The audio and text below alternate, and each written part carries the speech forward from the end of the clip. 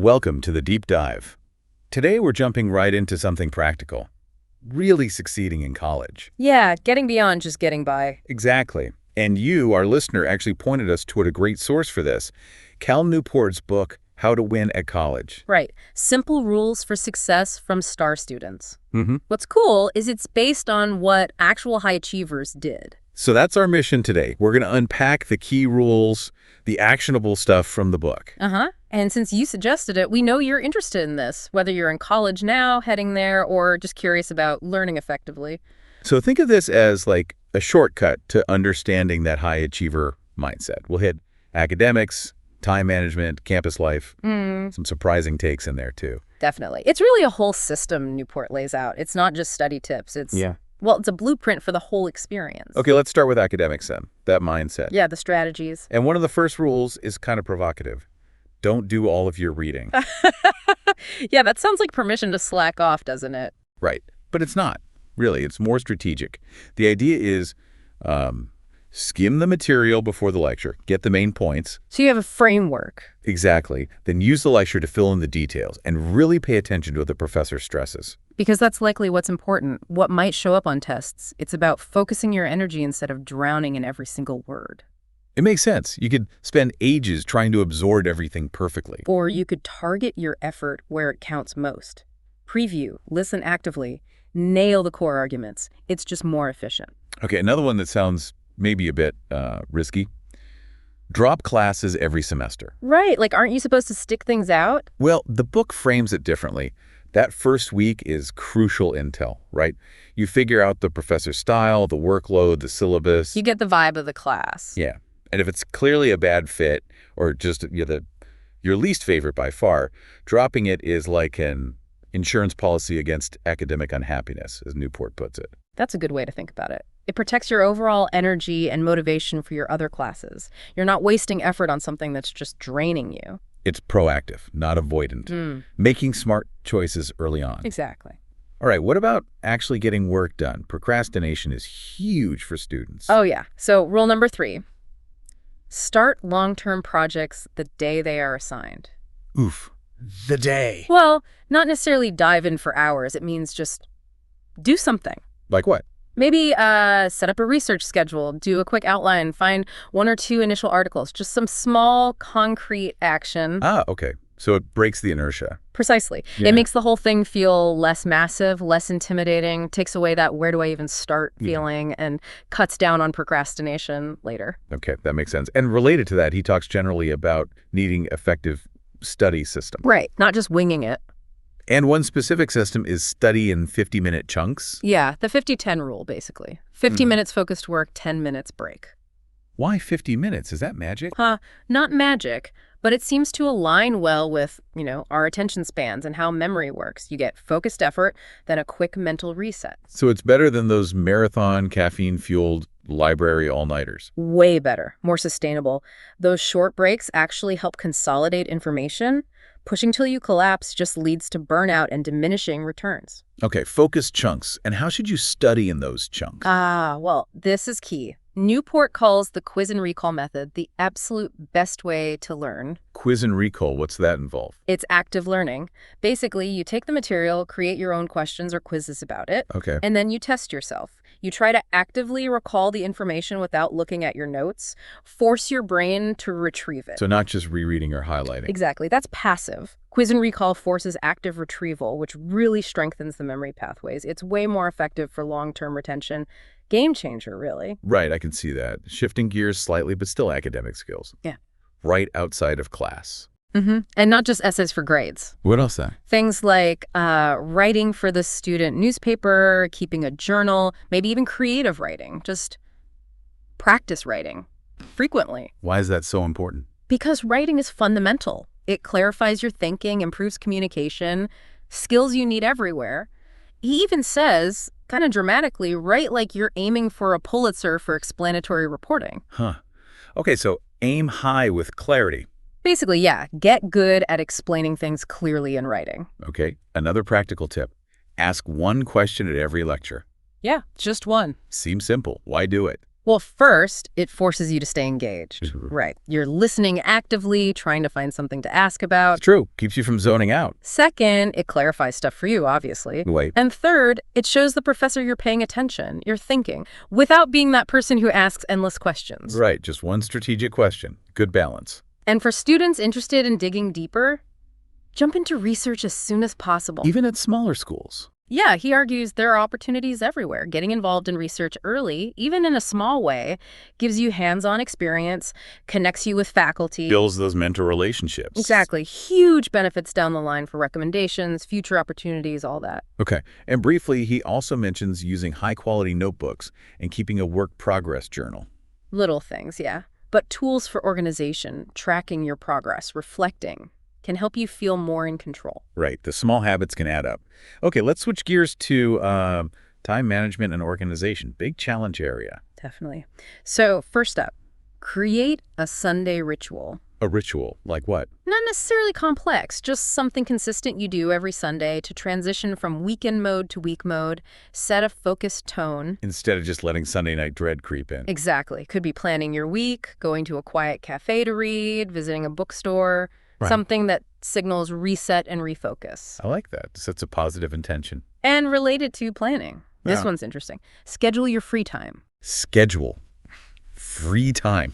Doesn't that defeat the purpose? Sounds like it, right? But the logic is, if you intentionally block out time for relaxation, guilt-free, you're actually more likely to focus and work hard during your scheduled work times. You know a break is coming. You don't feel like you should be working when you're trying to relax. Ah, okay. So it makes both work time and free time more effective.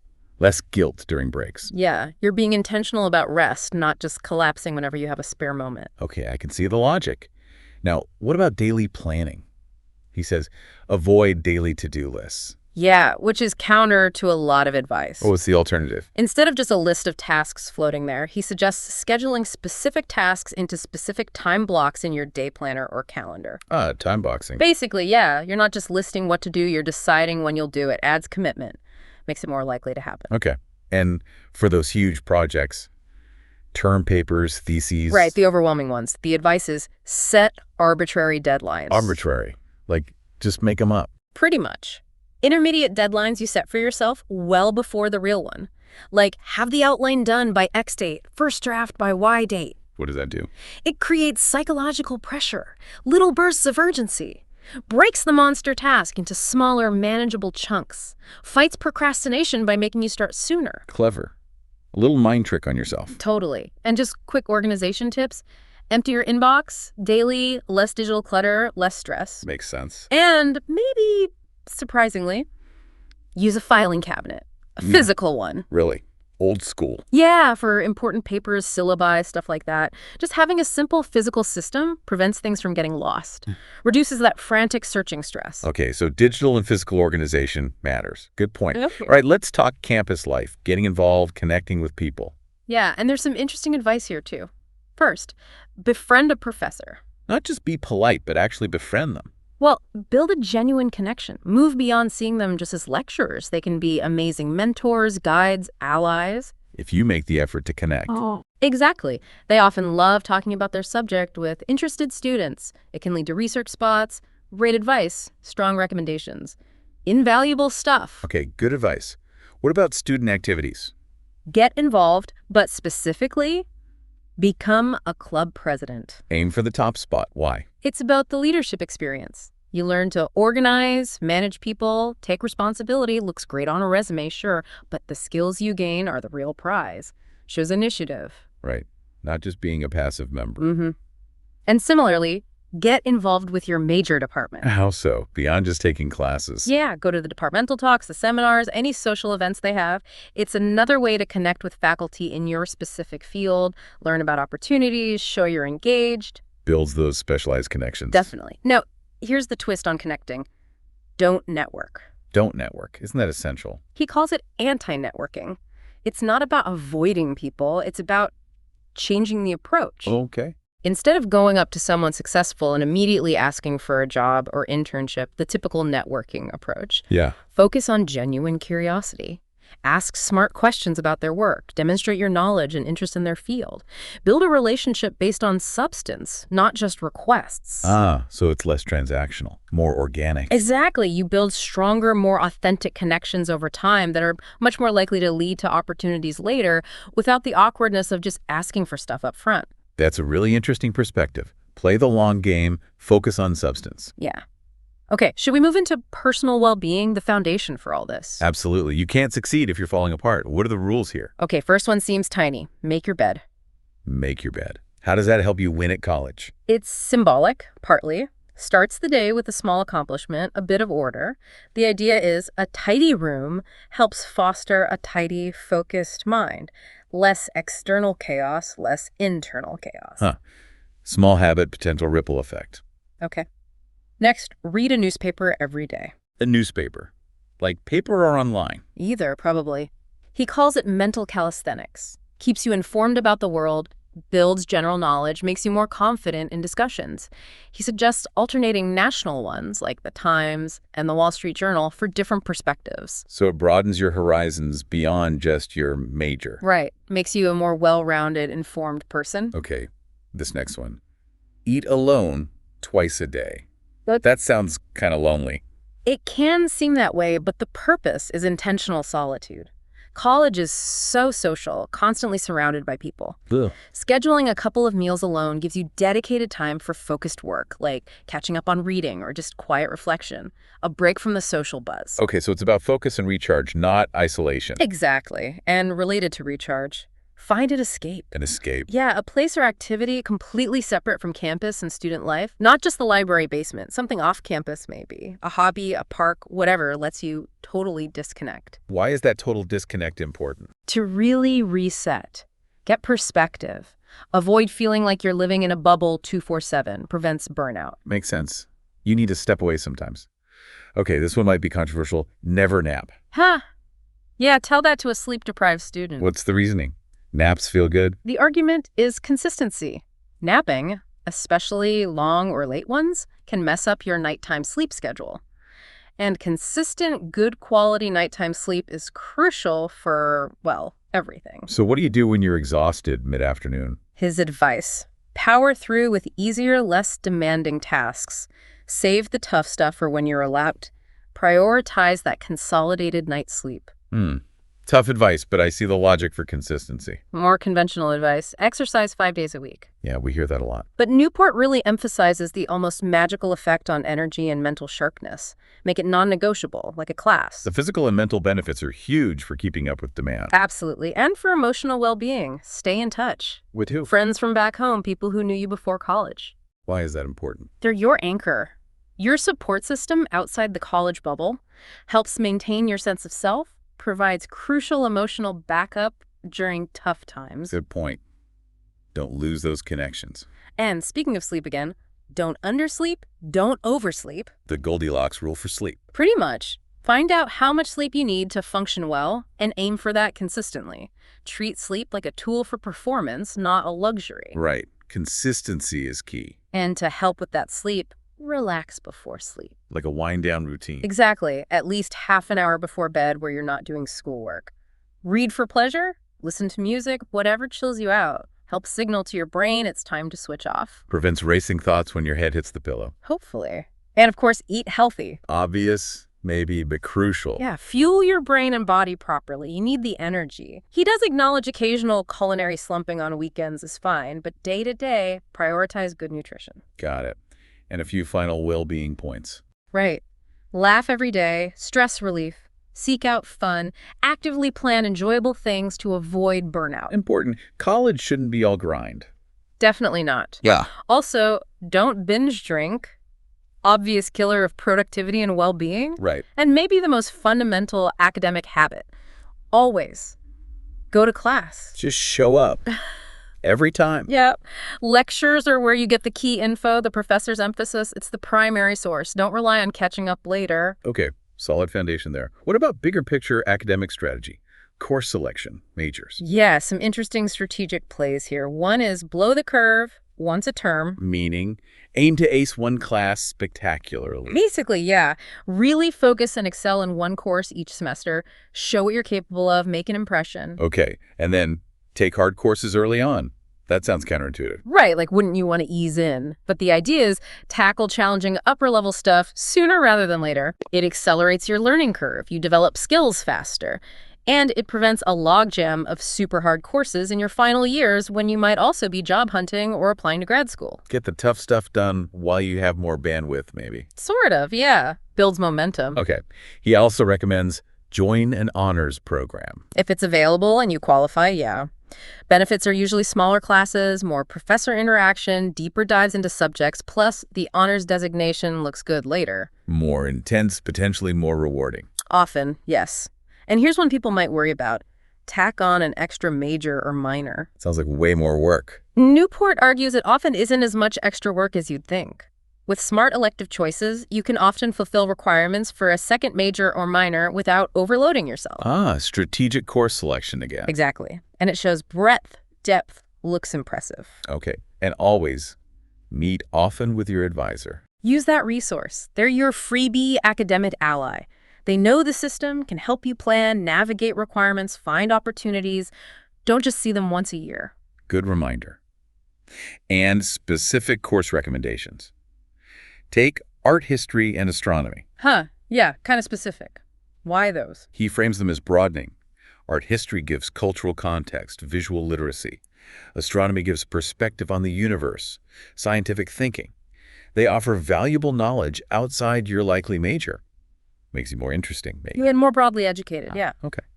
And maximize your summers. Don't just chill. Well, chill some, but also use that time strategically. Internships, research, learn a new skill, work on a personal project related to your field. Make the time count toward your goals. Keep the momentum going. Right. Which leads to the last point in this section. Choose goals. Explore routes. Meaning? Have big, exciting non-academic goals, too. What he calls grand projects, something that motivates you beyond grades. Starting something, creating something, achieving something personally meaningful. Okay, have ambition. And explore routes. Means be flexible in how you pursue those goals. Yeah. Don't fixate on only one path. Be open to different ways to get there. Adaptability. Having a North Star, but being willing to navigate different terrain. Nice way to put it, yeah. All right, final stretch. Social dynamics, overall perspective. Okay, big one first. Make friends your #1 priority. Number 1, above academics. That's how he frames it. Not that academics aren't vital, but your friends are your support system, your safety net. They're essential for navigating the ups and downs. College is tough, you need your people. Can't do it alone. Makes sense. Then ignore your classmates' grades. Easier said than done sometimes. Why? Because comparison is usually pointless and often demotivating. So many factors influence grades, background, effort, luck, how well the course clicks for someone. Focus on your learning, your progress, not how you stack up moment to moment. Run your own race. Exactly. But do seek out phenomenal achievers. Wait, isn't that comparing? Different goal. It's not about comparing grades. It's about finding inspiration. Connect with people doing amazing things. Learn from their mindset, their strategies. Let their ambition elevate yours. Okay, inspiration, not comparison. Got it. And in conversations, learn to listen. Seems basic, but probably isn't practiced well. Right. Really listen to understand, to synthesize ideas, not just waiting for your turn to talk or poke holes in arguments. Value understanding over immediate opinion giving. Builds better discussions, better relationship. Totally. Then volunteer quietly. Help others, contribute, but do it for the intrinsic value, not for recognition or resume padding. Focus on the act of service itself. More authentic. Yeah, and regarding jobs again, don't get a normal job. We touched on this, but clarify, normal job. Like random off-campus work that just drains time and energy and isn't related to your goals. Waiter tables, retail, etc., unless absolutely necessary financially. So what's the alternative? Strategic on-campus jobs. Research assistant, working at the library information desk, something that aligns with academics, offers downtime for studying, or builds relevant skills. Make work for you. Okay, strategic employment. And maybe the simplest rule for academics. Do schoolwork every day. Even weekends. Even just a little bit. Consistency. Prevents falling behind. Keeps the material fresh. Avoids the massive stress of catching up or cramming. Hmm. Small, regular effort. The anti-slump strategy. You could call it that. And the final overarching piece of wisdom, don't have no regrets. Double negative there, meaning have regrets. Ha! No, it's colloquial. It means embrace things, try stuff, take opportunities, don't be paralyzed by fear of failure. If things don't work out, learn from it. Live fully, engage fully. Don't look back wishing you'd done more or tried harder. Okay, so embrace the experience, mistakes and all. Yeah, it's a philosophy for approaching the whole experience. Wow. Okay, that's a lot of ground we covered. How to win at college is clearly packed with, well, simple rules, like the title says, but powerful ones. Definitely. Drawn from students who really figured things out. So we've distilled a lot of that down here. So for you listening, the big question now is, which of these rules, maybe just one or two, really clicked? Yeah, what resonates with your situation, your goals, and how could you actually, start putting it into practice, not just in college maybe, but beyond too. That's the thought to leave you with. How can you integrate one of these ideas into your own approach to learning, to work, to life? And if this deep dive sparked your interest, digging into the full book, How to Win at College, would obviously give you even more detail and context. For sure. Well, thanks for taking this deep dive with us today.